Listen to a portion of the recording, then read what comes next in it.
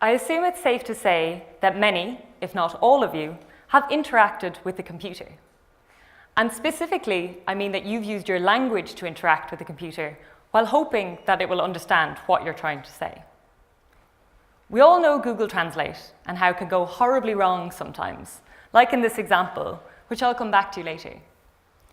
But how do these systems actually work? Well, Google Translate works by examining lots and lots of examples of sentences that are translations of one another.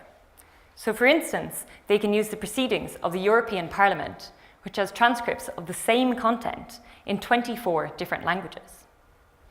These examples are then fed into what's called a machine learning algorithm, which learns which words and phrases are translations of one another.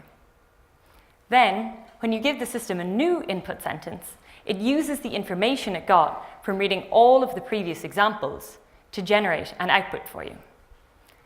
However, this doesn't always work, as I'm sure many of you can attest to.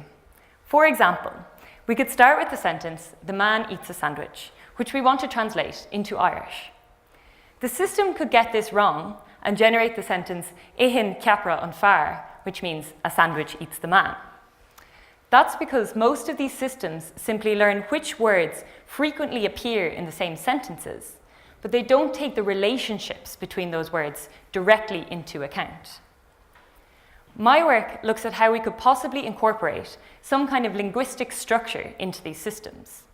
So for instance, we could add a connection here between man and eats, as it is the man who is eating, and a connection between sandwich and eats, as the sandwich is what is being eaten. Using this additional information, the system then can get the relationship between these words the correct way around in the output, generating the sentence, "Ihin an fear ceapra." The idea behind this area of research is that if we use this extra structured information on our input, then we might be able to generate better quality translations. In my PhD, I look at the theoretical mathematical models that are needed to describe this kind of complex transformation from a sentence with extra connections on it to an output sentence in a different language. Specifically, I look at theoretical models that have desirable properties for doing something like this in practice.